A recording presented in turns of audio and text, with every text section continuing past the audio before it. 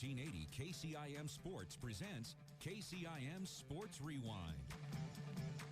A look back at the week in high school sports, brought to you by St. Anthony Rehab Services. Here's Sports Director Jeff Blankman, John Ryan, and Jeff Honnold. Welcome back, KCIM Sports Rewind, for another Tuesday. And guess what? It's another dreary, rainy Tuesday. Getting a little sick of these days going on and on lately. But state track, well, you had one good day, right? Yeah, we did. Thursday was outstanding until Thursday night. Until I almost died. You say that like it's a bad thing, right? There are a lot of people that wish God had a little better aim, I think. I was headed out of the stadium, and Jethro's got hit. So as I was leaving, I was by the Bulldog, headed up the hill in the rain, it got popped. And as I turned back around to go back in the stadium because, I need to go to the bathroom, the stadium got nailed. So I had two cracks back to back that I don't think he was aiming at me. I think he was warning me, but I got the message. Was that Friday night? That was Thursday night. Thursday night, yeah, going into Friday. Yeah. Wow, it was just kind of crazy. Friday morning, it didn't look like anything was going to be going on for a long time. Yeah, You'd have been surprised how fast a fat boy can run up the hill to his car at Jethro's in the rain. Yeah, I do think as well as a job as they did of rescheduling things and getting everything in and the great job that both the association and union did, I think they did try to hold on a little too long on Thursday night, because by the time they decided to go ahead and suspend the meet for that night and reschedule things, the weather in Des Moines had gotten really, really pretty bad. There was a lot of people probably heading to their vehicle in some really bad lightning and some really hard rain and even in some hail. Luckily, Honnold took off a little before we did, but Nick and I and stuff we hung up out in the press box through the hail part of it. And then when the lights got knocked out at the stadium, we decided, well, let's go ahead and make the half mile to 3/4 of a mile run in the torrential downpour and lightning and hope we don't get hit.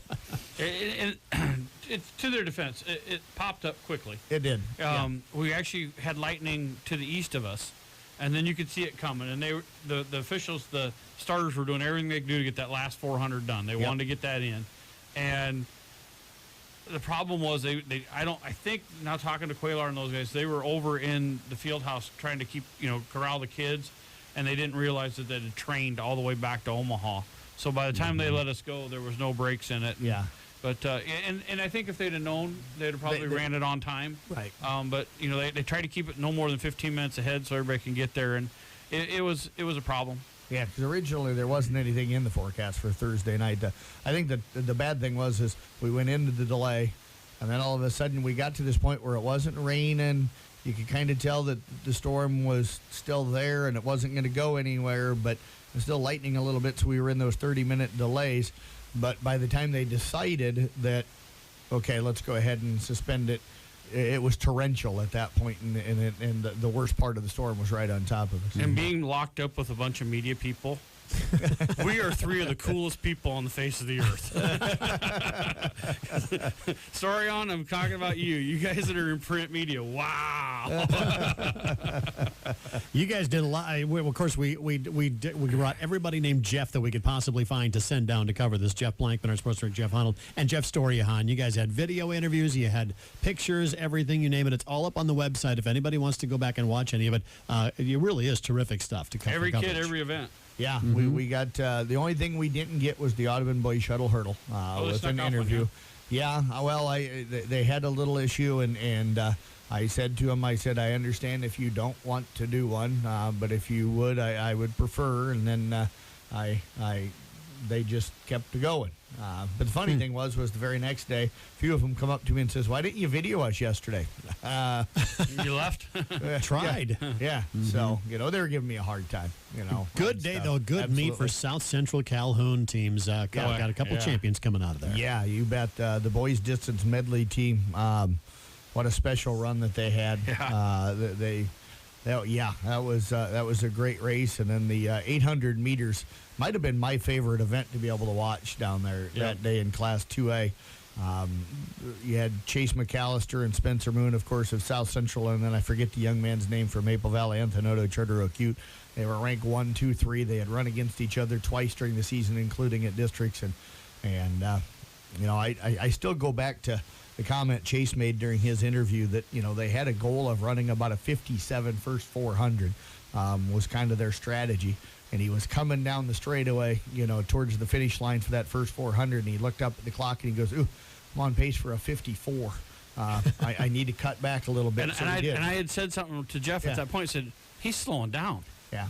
And everybody passed him. He slowed down. 4 guys passed him. So when they get to the 400-meter mark, he's in 5th place. Spencer stayed up there, I think, in 2nd place. The kid from Maple Valley, Anthony Charter Oak Ute, was in 1st. Spencer then ended up dropping into about 4th because as Chase went by, a couple other guys went with him. And Chase took off at about the 250 to 300-meter mark and just gunned it. And he had enough left after kind of slowing down. He went around the pack and ended up winning. Spencer ended up getting trapped at that point, had to slow down and wheel his way out around a couple of guys and get into like the 3rd lane. That's tough. That is tough. Absolutely. But he had enough left that he was able to get into 2nd place. And so they went 1-2 in that event, but just a smart way for them guys to be able to run that event. Well, he got pushed right at the end, and we interviewed him about it, and he'd been passed twice this year on the inside, and he has a tendency to run towards the outside of the inside lane, and so he squeezed himself back down there when he heard the footsteps, and their feet got tangled, and he said it was a good thing the guy pushed him. He didn't know if he was going to make it all the way to the line. So. The interesting thing, too, is the young man that almost caught him and pushed Spencer there near the finish line is his roommate in college next year at Simpson.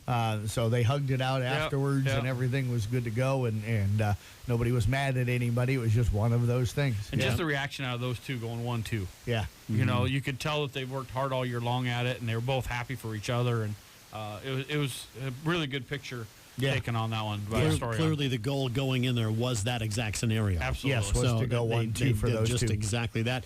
The distance medley team also taking home that crown. Absolutely, and they ran almost a perfect race. Great handoffs. Oh, boy. Just went out and really ran a special race. So congratulations to those champions coming out of it. It wasn't without its controversy, though, and boy, you feel sick to your stomach for the kid that quit running. We're talking about the 3,200 race where they had 1 lap less than they were supposed to have. Right. So the bell goes off. They run that last lap, and after crossing the finish line, one of the runners stops. Yep. Not realizing there was still 1 more lap to go because they were misinformed by the track officials there. So he stops. The rest of the runners continue on, but he was named the champion eventually. And yesterday, the state stepped back in and changed it again. They ended up giving dual gold medals to both the kids. The kid that actually won after 8 laps and the kid that actually won after 7 laps. They went ahead and re-announced it yesterday that both of them would be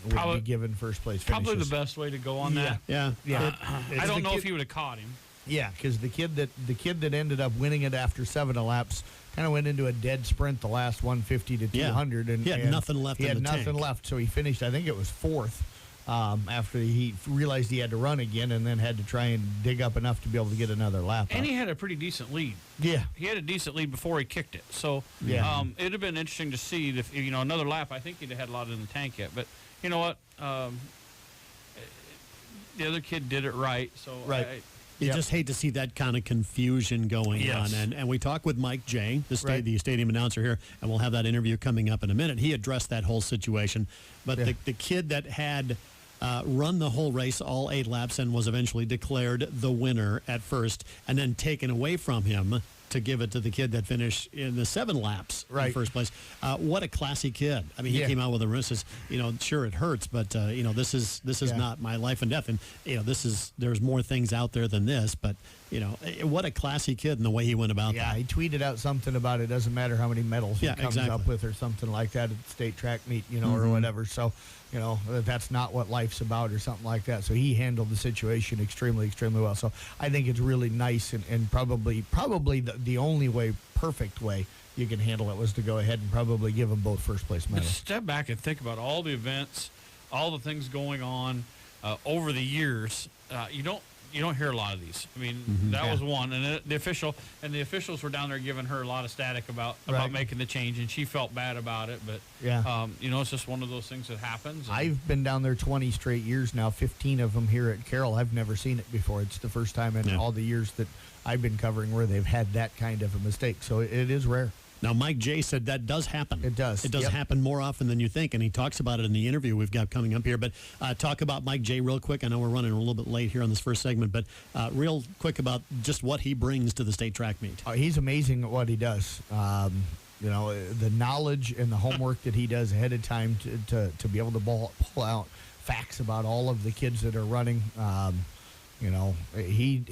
think for the people in the crowd and even for us guys down on the field, sometimes guys and gals, I think he makes it really enjoyable to be down there and just to listen to him, and he helps make you feel even more of a part of He'll it. talk about their parents running. He'll talk about where they're going to school. He'll talk about best times. He'll talk about best times at state.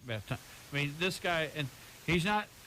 Granted, he has Bud and some other people helping him, giving him some facts, but a lot of that stuff, he knows it and knows it just from top of mind. And he talked about that in our interview as well. And he's already working on next year's track meet because he's got a bunch of notes he's made that he'll save until next year. So that's coming up next. We interview Mike J, the voice of the state track meet down in Des Moines. That's on the way next from KCIM Sports Rewind. As the athletes at your house prepare. Slow down, slow down, slow down, slow down. You need to slow down, you need to slow. Will be under the direct supervision of a certified and licensed healthcare professional in the newly renovated sports performance facility. If an injury is keeping your athlete out of the game, call St. Anthony Rehabilitation Services at 794-5000 for sports injury and treatment rehab. Have you found yourself in need of soybeans for the 2019 planting season? Beck's still has an excellent supply of regionally selected soybean products, including Roundup Ready to Extend, Liberty Link, and Liberty Link GT27 varieties. In 22,224 comparisons, Beck's soybeans out-yielded the competition by 1.8 bushels per acre. Don't get caught short on high-yielding soybeans this season. Contact your local Beck's representative to learn more or call 1-800-937-2325.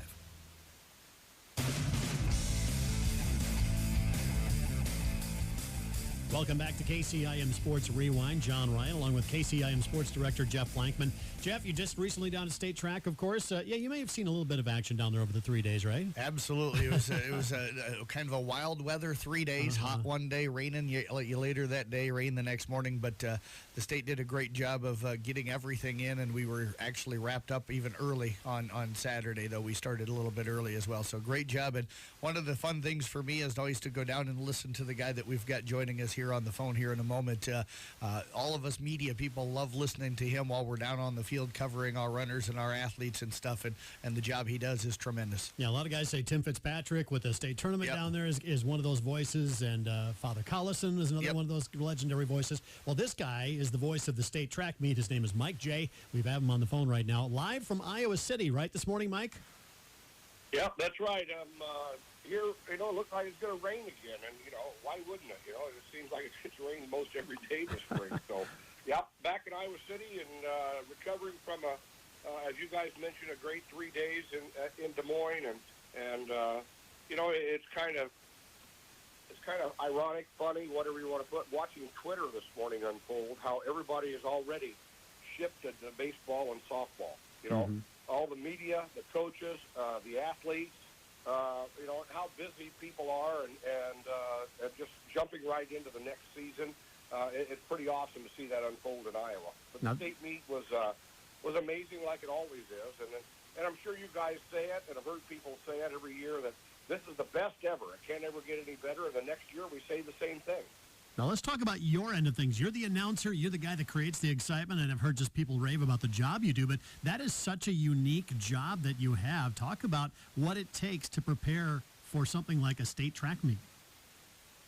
Well, to do it right, it's hours upon hours of prep work, and keep a lot of stats on a yearly basis. So there isn't.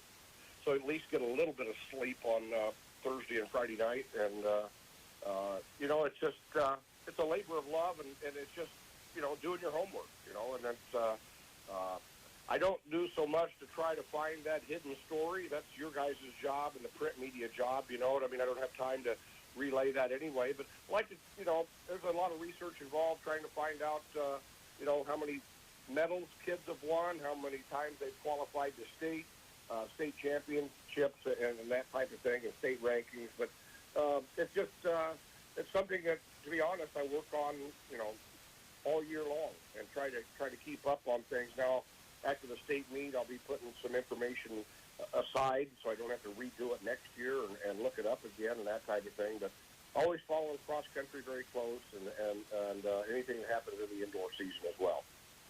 Mike, one of the things that really is cool for people in the stands is how much you do know about the kids. I remember several times you talked about Spencer Moon from South Central Calhoun while he was out on the track going to Simpson.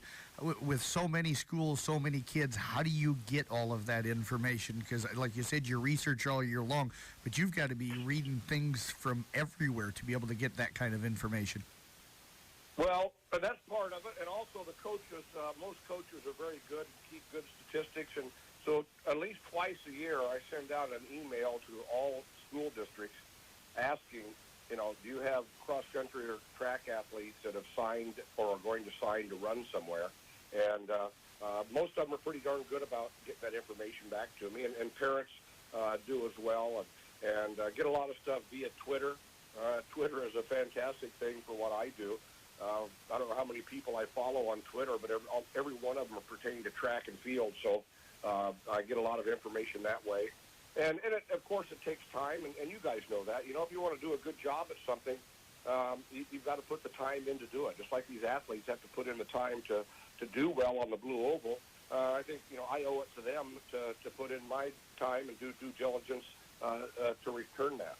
You have to call a 100-meter race and a 3,200-meter race. Talk about the different event preparation, because each race is different, and you've got to be ready for it, right? Yeah, and the distance races, I tend to have a little more information just because you've got more time, and so the distance races, I'll include how they did at the state cross-country meet, maybe more of what they've done in the past at the state meet as well. Like if you've got a distance race where the leader and the eventual winner breaks out and has a large lead on the rest of the field, race description kind of goes out the window, and you're filling time with accolades on the field, and especially the leader. Where the sprint races, the 100 in particular, during the race, you're only calling that event, and you've given their accolades during the intro. So, yeah, it is totally different for sure. And takes a little different heartbeat to get it done as well. Mike, what are some of the events this year that kind of stood out for you from the entire state meet? Oh, wow.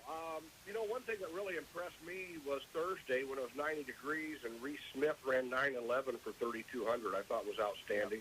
I thought the freshmen we had a ton of outstanding freshman kids this year, but with Ashlyn Keeney and Ainsley Erzin, Keeney from Liberty and Erzin from Carlisle. Racing with the very best, this weekend, and putting their names in there with the very best we've had in the past was very, very, very good as well. And the events that really tug at my heartstrings, I think the best thing that our association and union have ever done was add the wheelchair events. And and those kids, they train just as hard as the able-bodied athletes, and some of the things that they're beginning to do now in the wheelchair events at our state level is impressive as well. So, it's a little bit of everything. Darian Porter from Bettendorf, I think, is a great story. Last year at this time, the story on Darian Porter was he was going to graduate from high school at semester and enroll in Iowa State early and start preparing for his football career. And somewhere along the line, he elected not to do that and came back and ran track this spring, and all he did was set 2 all-time bests Saturday, one in the open quarter, and then another one anchoring the sprint medley. So I think that speaks very highly to his character. It bodes well for Iowa State to agree to that. And, to want to come back, and he made several comments. Hey, I just wanted one more opportunity to be around my teammates and my peers. And I think that's very special. We're talking with Mike Jay, the voice of the state track meet here on KCIM Sports Rewind. Of course, Mike, we love those stories. More people should pay attention to things like that. But what gets most of the print is some of the controversy. The 3,200 race, we were talking off air. You said, shockingly, this happens a lot more often than you think it would. From your perspective, what happened there? Well, I honestly don't know. you've got to think that unfortunately a button may have gotten pushed twice on the digital lap counter. Yeah, and it does happen more often than people think, and it's always sad and it's heartbreaking because somebody's either going for a record or going for a title, or a personal best, and all of a sudden they've got an event where they are done and it's short or long, and that's just unfortunately the way it happens. One story that, on a much lesser level that I experienced years ago, I coached high school track and cross country for 26 years, and we were at the Dickinson Relays years ago, one of my first years of coaching in the 80s, and had a young man that set a new school record in the 3200 for us, okay? Indoors at Dickinson, an indoor school record, before the year of cell phones. And we get home, and everybody's excited, and he's telling his parents, and I get a phone call the next day from you and I that said, those times are not counted. We were a lap short. So I had to tell this kid who had told his parents and all his friends he had a school record that he did not, So, that's on a much lesser level, but it doesn't mean it's hurt any less. And it's not the answer anybody wants, but it does happen. We're human, and that lap counter is run by a human, and things can happen. And it's just so sad that it wasn't caught beforehand. And I, and even though it's not my job, I should have caught that, But we were given updates on field events at the same time, and all of a sudden, with 600 to go, and the clock and the lap counter said 200 to go. We're at 7 minutes and 30 seconds. And I said, there's something wrong here. There's no way, obviously. And then it all unfolded the way it is right now, and it's just a sad deal. Mike, one of the races that was a lot of fun for us here in this area was the boys 2A 800 meters. We had Spencer Moon and Chase McAllister. Chase won it. Spencer finished in second. We also had a kid that we don't cover, but he's in our area here in our conferences from Maple Valley, Anthenoto, Charter Oak Ute, that was right in the hunt as well. But what do you remember from that race and how that one played out? Well, what I remember is that here are two kids that probably in their career, who knows how many times they've raced against one another, being so close, and then coming down and chasing a state title like that. I just, it's special. It's just awesome to see kids that personally know one another come down to a race like that. And I thought both kids ran very well. I thought Spencer Moon had a great state meet.